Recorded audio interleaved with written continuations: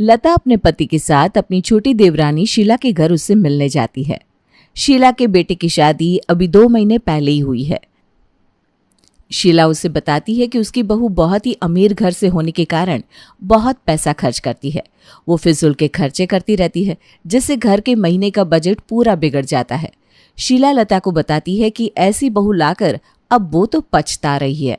काश उसने कोई सस्ती टिकाऊ सी बहू लाई होती जो घर का खर्चा बजट में रखती। शीला घर पे बैठी हुई है, तभी लता और श्यामलाल उसके घर पर आते हैं। अरे आओ आओ लता दीदी आओ। आइए आइए जेठ जी, कैसे हैं आप लोग? घर पर सब कैसे हैं? हम तो ठीक है, घर पर भी सब ठीक है।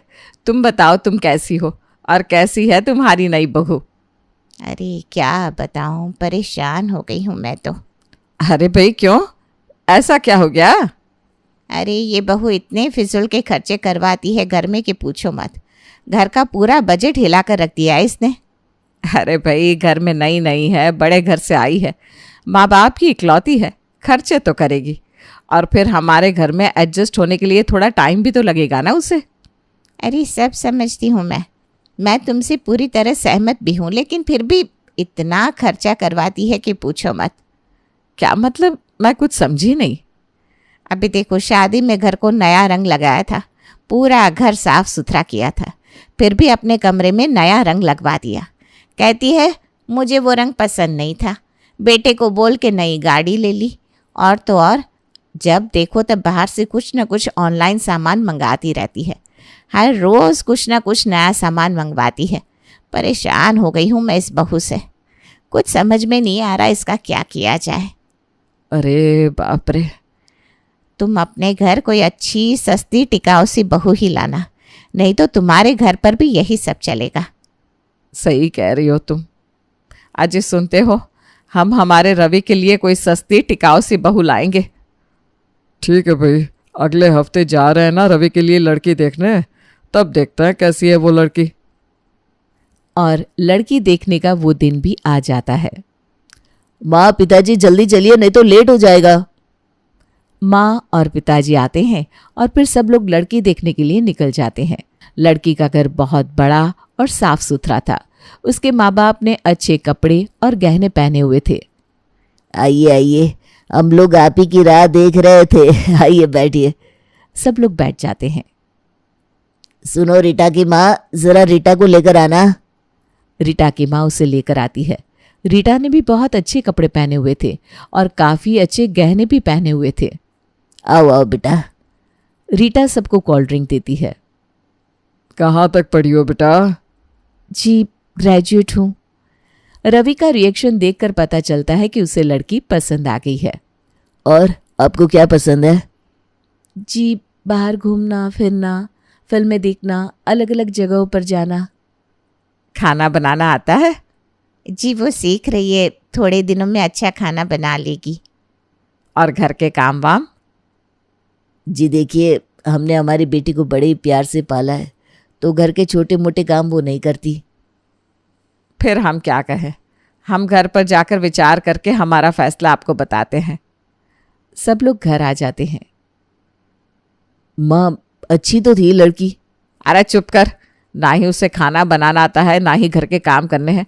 घर में आएगी तो बस घर के खर्चे बढ़वा देगी, बाकी कुछ नहीं। हमें ऐसी लड़की नहीं चाहिए। पर माँ, हमें इस घर के लिए सुंदर, सस्ती और टिकाऊ बहू चाहिए। नाराज मत हो रवि बेटा, तुम्हारे लिए एक बहुत अच्छा रिश्ता आया है। हम अगले हफ्ते उस दूसरी लड़की को देखने चाहते हैं। मैं उस लड़की को देख चुका हूँ और मुझे यकीन है कि वो लड़की तुझे और तेरी माँ दोनों को भी पसंद आ जाएगी। जी पिताजी। दूसरी लड़की देखने जाने का दिन भी आ जाता है। रवि, लता और श्यामलाल लड़की देखने जाते हैं। प्रिया का घर सिर्फ 2 कमरों का था। लड़की के माँ बाप और उसका भाई घर पर थे। लड़की सबके लिए चाय लेकर आती है। लड़की ने ज्यादा गहने वगैरह भी नहीं पहने थे, लेकिन लड़की दिखने में बहुत अच्छी थी। क्या नाम है तुम्हारा बेटा? जी प्रिया। चाय थोड़ी फीकी है। जी हमारे यहाँ ऐसी ही चाय बनती है, ज्यादा शक्कर क्यों खर्च करें, ऊपर से ज्यादा शक्कर तबीयत के लिए भी ठीक नहीं होती है। लता को ये बात बहुत अच्छी लगती है। बहुत अच्छा बेटा, कहाँ तक पढ़ी हो? जी ग्रेजुएट हूँ, इसीलिए तो हर चीज़ का हिसाब किताब बहुत अच्छे से रख लेती हूँ।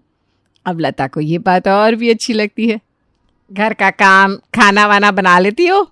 जी। देखो प्रिया, हमें एक सुंदर, सुशील और टिकाऊ बहू चाहिए जो घर के खर्चे संभाल कर करे, घर के पैसे बचाए, ना कि पैसे उड़ाए। क्या तुम ये कर पाओगी? जी, मैं कर लूँगी।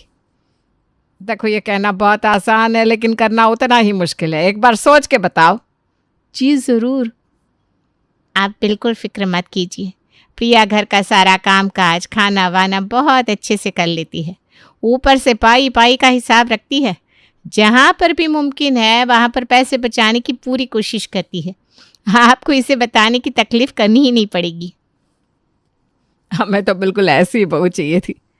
रवि को भी लड़की पसंद आ जाती है। इस तरह से प्रिया और रवि की शादी हो जाती है। सब लोग घर पे थे। प्रिया सबके लिए चाय बनाकर लाती है। प्रिया बहुत ही फीकी चाय बनाती है। जब रवि और उसके घर वाले प्रिया को देखने आए थे, उससे भी ज़्यादा फीकी। कुसुम और बाकी घर वालों को चाय बिल्कुल भी पसंद नहीं आती। प्रिया सबको चाय देती है। अरे ये चाय तो उस दिन वाली चाय से भी ज़्यादा फीकी है। हाँ सही कह रही हो तुम कुसुम।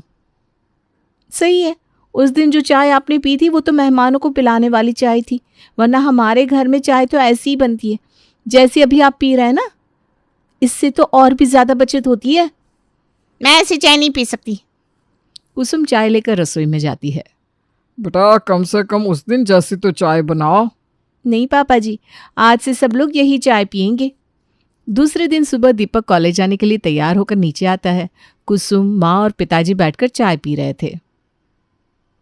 माँ मेरी बाइक की चाबी नहीं मिल रही है, तुमने कहीं देखी है क्या? बाइक की चाबी तो प्रिया भाभी के पास है। क्यों? क्योंकि वो तुम्हारी बाइक बेचने वाली है। क्या? किसने कहा उन्हें बाइक बेचने के लिए? दीपक प्रिया भाभी को आवाज देता है। भाभी, भाभी जल्दी बाहर आओ। प्रिया रसोई से बाहर आती है। क्या हुआ देवर जी, क्यों चिल्ला रहे हो? मेरी बाइक की चाबी आपके पास है? हाँ, क्यों? मेरी बाइक की चाबी आपके पास क्यों है? क्योंकि मैं बाइक बेचने वाली हूँ। अरे पर क्यों? क्योंकि आपकी बाइक की वजह से घर में फालतू के खर्चे हो रहे हैं। क्या मतलब? मतलब बाइक के पेट्रोल का खर्चा, बाइक के मेंटेनेंस का खर्चा। अगर बाइक बिक गई तो हमें इसके 10,000 रुपये मिलेंगे, जिसके हम FD करा सकते हैं। आपकी शादी के वक्त वही पैसे तो काम आएंगे। ऊपर से हर महीने आपकी बाइक का 3 से 4 हज़ार का खर्चा अलग से, वो भी तो पैसे बच जाएंगे ना। भाभी लेकिन मैं कॉलेज कैसे जाऊंगा? साइकिल से। क्या? मैं साइकिल से कॉलेज जाऊंगा? अरे तो क्या हुआ, हम लोग तो चल के कॉलेज जाते थे, तो साइकिल से जाने में क्या हर्ज है? इससे ना आपकी सेहत भी अच्छी रहेगी। प्रिया घर के खाने के महंगे चावल बदल के सस्ते वाले चावल ले आती है, जो घर में किसी को भी पसंद नहीं आते। लेकिन प्रिया जिद करती है कि अभी कुछ दिन तो यही चावल बनेंगे घर पे। लेकिन घर वाले उसकी बात नहीं मानते। शाम को खाने का समय होता है। सब लोग खाने के टेबल पर आकर बैठते हैं। प्रिया सबको खाना परोसती है। सब खाना खाने लगते हैं कि अचानक से रवि कहता है, माँ प्रिया, खाना अचानक ऐसा अलग सा क्यों लग रहा है? कुछ समझ में नहीं आ रहा। प्रिया क्या गड़बड़ है खाने में? कुछ नहीं, बस चावल बदल गए हैं। हम कितने महंगे वाले चावल लाते हैं घर पे, इससे घर का खर्चा कितना बढ़ता है। ये नए वाले चावल है, सस्ते भी और अच्छे भी। अरे ये कितने मोटे हैं, मुझसे नहीं खाया जा रहे। माँ तुम प्रिया को कुछ कहती क्यों नहीं हो? अरे बेटा, वो तो घर के भलाई का ही सोच रही है ना। फिर भी मुझसे नहीं खाए जाएंगे ये चावल। तुम प्लीज ये चावल बदल डालो। अरे थोड़ा एडजस्ट कर लो ना। देखो प्रिया बेटा, ये चावल तो मुझसे भी नहीं चबाए जा रहे। ठीक है पापा जी, अब आप कहते हैं तो कुछ सोचती हूँ इस बारे में। अब आज के दिन तो सब लोग ये खा लीजिए। दूसरे दिन लता सोफे पर बैठकर चाय पी रही थी, तभी प्रिया बाहर से सब्जी लेकर आती है। आ गई प्रिया बेटा सब्जी लेकर? जी मम्मी जी, और पैसे बचाने का नया आइडिया भी मिला है मुझे। अच्छा, कौन सा? अब हमें ना चावल बदलने की भी ज़रूरत नहीं पड़ेगी। लता थोड़ी डर जाती है ये सोच के कि पता नहीं प्रिया ने अब पैसे बचाने का कौन सा नया तरीका ढूंढ निकाला होगा। वो कैसे बेटा? देखिए तो मैं क्या लाई हूँ। प्रिया सब्जी की थैली लता के सामने ज़मीन पर खाली कर देती है। उसमें से अलग अलग तरह की सब्जियां बाहर आती है, लेकिन सारी सब्जियां खराब हुई होती है। ये क्या है? सब्जियां हैं मम्मी जी। हाँ, लेकिन इनको देख के लग रहा है कि सब्जियां एकदम खराब हो चुकी है। खराब तो हो चुकी है लेकिन पूरी तरह नहीं। कुछ थोड़ी सी खराब हुई है, कुछ थोड़ी ज़्यादा और कुछ उससे ज़्यादा, लेकिन पूरी तरह नहीं। हमें बस इनमें से जो अच्छा वाला हिस्सा है वो काट कर ले लेना है। इससे हमारी सब्जी तैयार होगी। और ये इतनी सस्ती है मम्मी जी कि पूछिए मत। ऐसा मान लीजिए कि लगभग फ्री में ही मिली है। अरे लेकिन इसे काटेगा कौन? ये इतना सारा काम करेगा कौन? हम दोनों मिलकर कर लेंगे ना मम्मी जी, हम दोनों मिलकर। लता बेचारी कुछ नहीं कह पाती। थोड़ी देर बाद दोनों सास बहू सब्जियां काटने में लग जाती हैं। पूरी सब्जियां काट कर हो जाती है लेकिन एक ढंग की कोई सब्जी नहीं मिलती। कहीं थोड़ी सी पालक मिल जाती है, कहीं थोड़ा सा धनिया, कहीं थोड़े से आलू, तो कहीं थोड़े से मटर। देख बहू, एक भी ढंग की सब्जी नहीं जम रही है इससे। सारी सब्जियां थोड़ी थोड़ी है, अब क्या करें? कोई बात नहीं मम्मी जी, मैं आज घर पे मिक्स सब्जी पकाऊंगी, चलेगा ना? चल जाएगा। प्रिया घर पे मिक्स सब्जी पकाती है। कोई कुछ नहीं कहता, ना ही कोई सब्जी की तारीफ करता है, ना ही कोई सब्जी के बारे में कुछ बुरा भला कहता है। प्रिया फिर भी सबसे पूछ ही लेती है कि सब्जी कैसी बनी है। सुनिए, कोई मुझे बताएगा सब्जी कैसी बनी है? पता नहीं, मुझे तो ठीक ही लगी है, ठीक ठाक है। हाँ, मुझे भी ठीक ही लगी। प्रिया खुश हो जाती है कि उसकी तरकीब आखिर काम कर ही गई। वो दूसरे दिन वापस वैसी ही सब्जी लाती है और सासू माँ के साथ मिलकर काटने लगती है। अरे प्रिया, लगता है आज भी मिक्स सब्जी ही बनानी पड़ेगी। आज भी कोई ढंग की सब्जी नहीं मिल रही है। तीसरे दिन फिर से वही, कोई ढंग की सब्जी नहीं मिलती। प्रिया, हम हर रोज ना ऐसे मिक्स सब्जियां नहीं बना सकते, घर वाले तंग आ जाएंगे। नहीं मम्मी जी, वो कुछ नहीं कहेंगे। लगभग 8 दिन यही सिलसिला चलता है और आखिर सब लोग परेशान हो ही जाते हैं। 8वें दिन रात को खाने के समय रवि गुस्सा हो जाता है। प्रिया बाकी का खाना और सब्जी लाकर खाने के टेबल पर रखती है और सब्जी देखती ही रवि को गुस्सा आ जाता है। आज भी मिक्स सब्जी? प्रिया माँ, ये सब क्या लगा के रखा है आप लोगों ने? जब देखो तब पैसे बचाने के चक्कर में घर में कुछ ना कुछ गड़बड़ करते रहते हो आप लोग। रवि को देखकर श्यामलाल भी भड़क जाते हैं।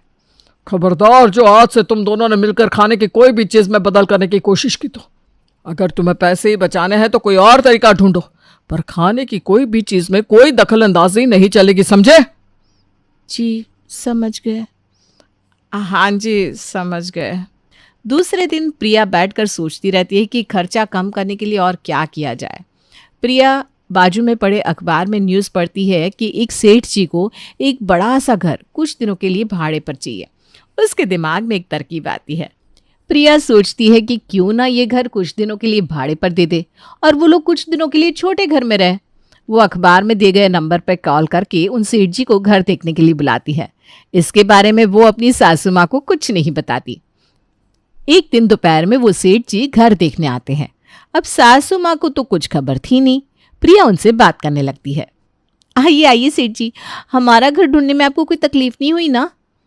जी बिल्कुल नहीं, आपका घर तो एकदम मौके पर है, हमें ऐसा ही घर चाहिए था। प्रिया सेठ जी को सासू माँ से मिलाती है। सेठ जी, ये हमारी सासू माँ है, इस घर की मालकिन। नमस्ते। नमस्ते। लता प्रिया को इशारे में पूछती है कि ये कौन है, पर प्रिया कुछ जवाब नहीं देती। बाद में प्रिया सेठ जी को पूरा घर दिखाती है। आइए सेठ जी, मैं आपको पूरा घर दिखाती हूँ। तो सेठ जी, कैसा लगा आपको हमारा घर? जी, आपका घर तो बहुत ही बढ़िया है, हमें जैसा चाहिए था बिल्कुल वैसा ही है, और एकदम सड़क के किनारे भी है। मेरे ख्याल में बाकी लोगों को भी बहुत पसंद आएगा। तो ठीक है, मैं चलता हूँ, अभी बाकी की बात हम लोग फ़ोन पर कर लेंगे। जी ज़रूर, मैं भी ना अपने घर वालों से एक बार बात कर लेती हूँ। जी ज़रूर, धन्यवाद। नमस्ते। लता को कुछ समझ में नहीं आता कि ये हो क्या रहा है। उसे लगता है कहीं प्रिया घर बेचने की बात तो नहीं कर रही है। सेठ जी के जाते ही लता प्रिया से पूछती है, ये सब क्या हो रहा है? और वो आदमी कौन था? और तुम उसे घर क्यों दिखा रही थी? कहीं तुम घर वर बेचने की बात तो नहीं सोच रही? नहीं सासू माँ, ऐसा कुछ नहीं है। दरअसल उस आदमी को कुछ दिन के लिए एक घर भाड़े पर चाहिए, तो मैंने सोचा क्यों ना हम अपना घर दे दे, तब तक हम छोटे घर में रह लेंगे, इससे हमारा फायदा ही है ना। नहीं प्रिया, अब ये ना कुछ ज़्यादा हो गया। मैं जानती हूँ कि मैंने ही तुम्हें शादी के वक्त पैसे बचाने के लिए कहा था, लेकिन अभी मैं चाहती हूँ कि तुम इस बात को भूल जाओ। कल तुम्हारे पापा जी कितना गुस्सा हुए थे हम दोनों पे। अब अगर उन्हें यह घर की बात पता चली तो हमारी तो खैर नहीं। ये घर जैसा पहले चल रहा था बस वैसा ही चलने दो। लेकिन मम्मी जी। अरे लेकिन कुछ नहीं प्रिया, घर के सभी सदस्य खुश रहे, बस यही मेरी इच्छा है। मानोगी ना मेरी बात? जी मम्मी जी। इस तरह से प्रिया और उसकी सासू माँ ने उस दिन से पैसे बचाने की कोई तरकीब नहीं निकाली।